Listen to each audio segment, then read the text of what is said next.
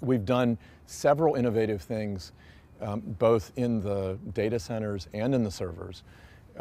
to reduce some of the major sources of overhead you find in most facilities, in particular around cooling, power distribution in the facility, and backup power. And this is actually what we're talking about here today at this data center efficiency symposium we're running. We've talked in the past about how we use what people sometimes call free cooling. We use evaporative cooling, not using mechanical chillers, like a typical sort of compressor-based chiller you'd find in a window air conditioner or an air conditioner on a typical building, but rather cooling towers where we exhaust the heat by evaporating water. This actually, from an energy point of view, is much more efficient than running those mechanical compressors. Number one. Number two, even though you might say, well, it's using water, that's terrible, the somewhat surprising fact, and not something we set out to do, but we kind of discovered when we asked the question afterwards, is that if you look at the amount of water used by a facility that has no cooling towers, but uses electricity to run mechanical chillers,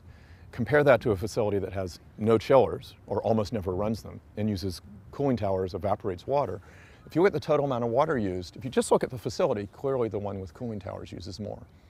If you look at the facility plus the power generation facility, the power plant that generates that electricity that you're using, because for the mechanical chillers you're using so much more electricity, and because a significant amount of the electricity that we use is actually generated by what are called thermal power plants that use water at the back end of the thermal cycle to exhaust heat. The facility that uses evaporative cooling actually uses less water because the inefficiencies of the power plant, let's say it's a 35 or 40% efficient coal plant or nuclear plant, you actually have to evaporate much more water to exhaust all that heat to generate the electricity to run the chiller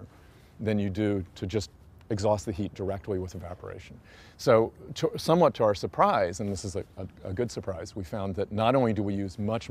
less electricity for cooling, we actually end up consuming less water. And given that water, in addition to energy, is an increasingly scarce and in many areas variable resource that's harder and harder to depend on,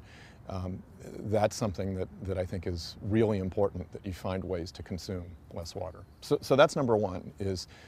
using free cooling.